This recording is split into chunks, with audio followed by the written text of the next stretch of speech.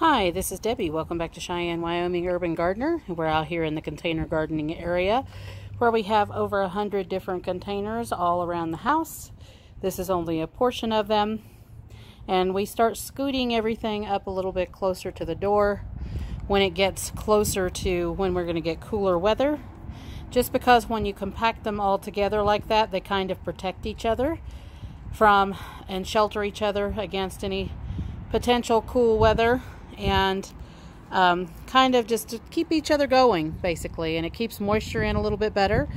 And I've been going through and cleaning up a whole bunch of things. We cleaned up the kiddie pool, the converted kiddie pool, so you can actually see that yes, it is a kiddie pool, and we just basically put a whole lot of drainage in the bottom and then a whole lot of soil. So we have that in there, and you can see now all the strawberry plants, and you can see that they are getting runners on them. See the little runners there? So they can start running and root into the soil that's available now. And we actually had a couple of trees that came up in here. You can see one right here.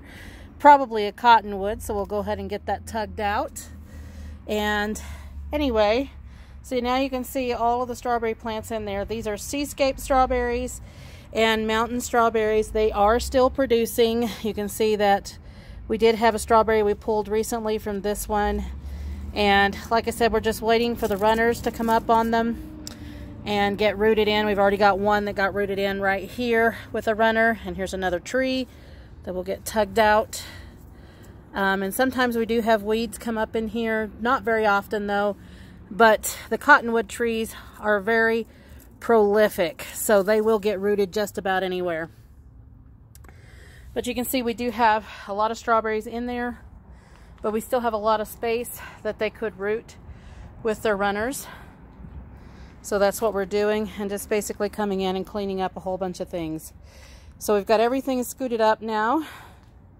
Before, we had it all the way down here to our compost bin. This is where we throw a lot of things into the compost that goes to the city, and this is stuff that I don't normally put in my regular compost, but we will start making some changes on that, and we're going to work on a compost bin to try to contain all of that compost.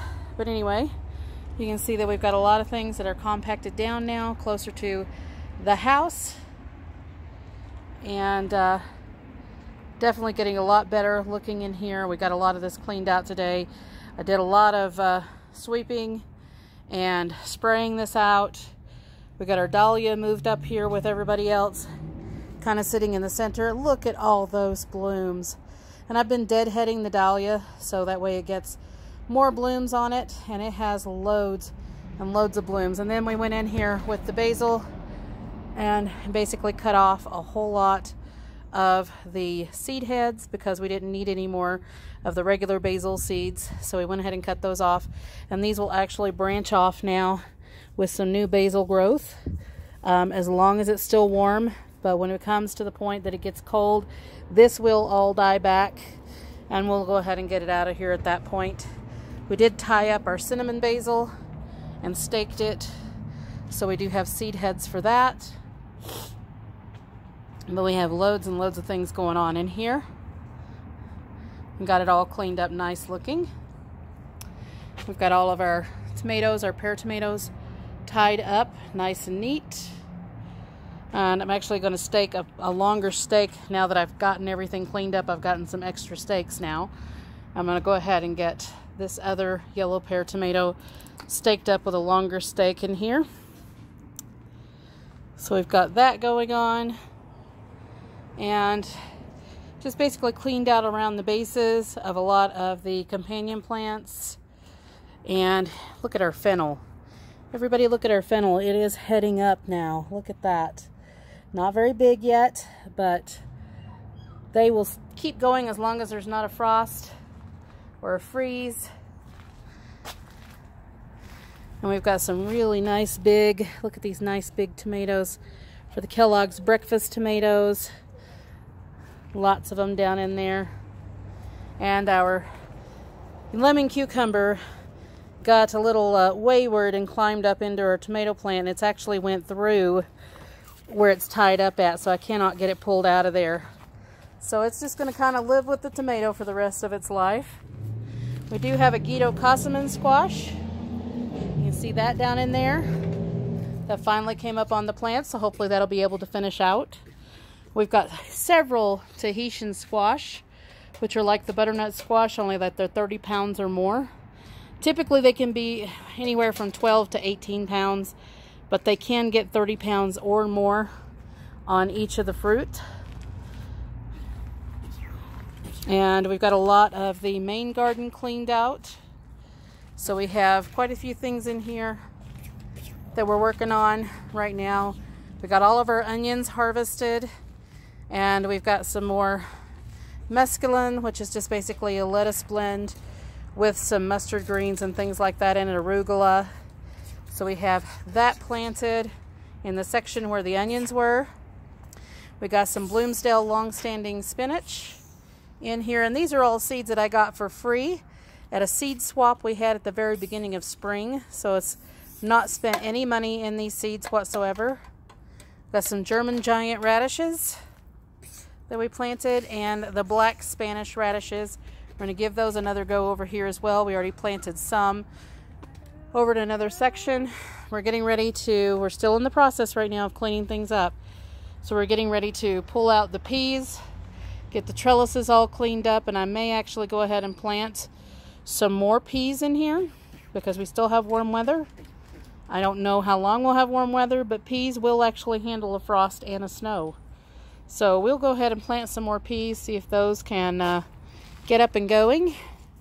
We pulled out some of the tomato plants that were not doing well, like some of the super sauce tomatoes that just basically had finished up, and we just went ahead and pulled the rest of the tomatoes off of them. Got those pulled out of there. I did find that we have an Armenian cucumber, which is actually pretty big, so let me see if I can get into the garden and we'll show you that. And we still have some warm weather happening. It's supposed to cool off a little bit, but it's going to bounce back and forth. So hopefully this Armenian cucumber will be able to finish out. It's pretty big already. So here's our Armenian cucumber. Look at that. So it's about 1 foot long right now. They get up to about 3 feet long. And they don't get tough like other cucumbers because they're really not a cucumber. They're more of a melon. We're getting ready to harvest some of our tomatillos. Most of these tomatillos in here are ready. So we're going to go ahead and harvest some of those. We already harvested quite a bunch off of our volunteer tomatillo plants that came up in the garden.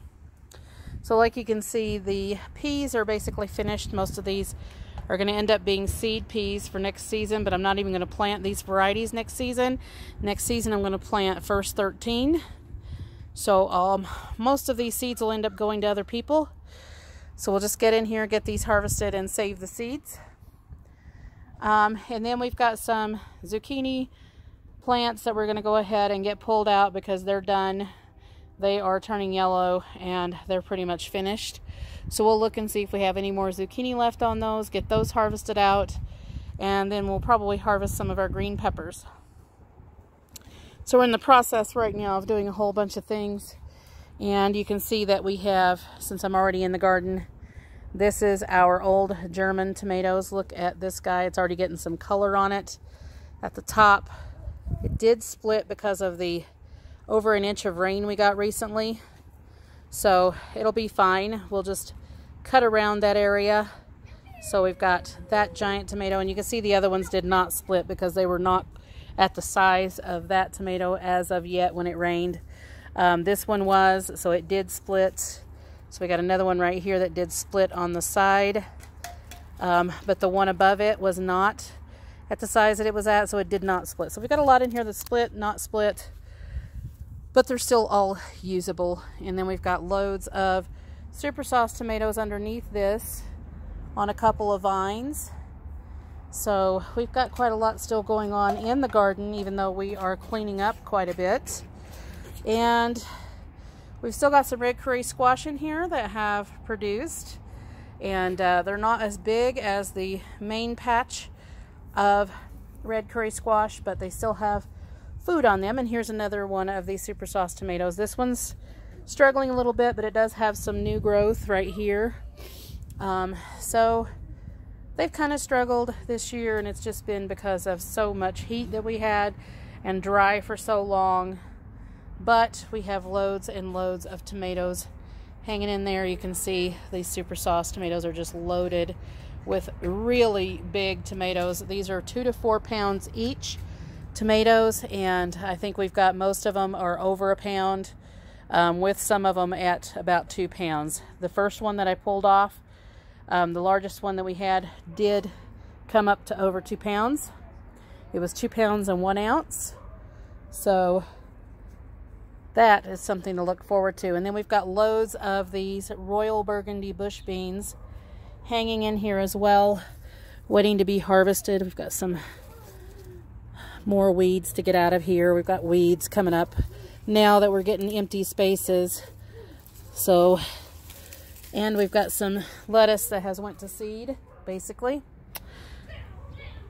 So anyway, as you can see, we have more Royal Burgundy bush beans in here. They have just produced like crazy, and they are so good. So if you have not grown these before, please find these seeds and grow them, because they are nice and big and delicious. So loads of those still in here. So we're just doing quite a bit today. This has been my busy day. And then this Friday, we're actually going to Dayton, Wyoming, to pick up a half cow. We did have the choice of we could meet him in Gillette, and I actually thought about that because Sandy from Suburban Homesteader Wyoming / Arizona is in Gillette, but I think she's probably about ready to start packing to go to Arizona pretty soon. So there was a thought of maybe meeting up with her, having lunch, but it's such short notice, I'm not sure we would have time. So anyway, we'll be going to Dayton and picking up the beef. So I will do a video on that and show you what kind of beef we get. We're getting a half a cow, and I opted to have all of the organs and all of the bones. So it's going to be an interesting time. So anyway, like, subscribe, hit the notification bell for notices on new videos as they come out, and tell me down in the description and in the in the comments below what you're doing to prepare for fall gardening. Are you planting more, or have you decided enough's enough and you're not gardening for the rest of the season? And let me know what kind of stuff you got out of your garden this year. We'll see you in the next one.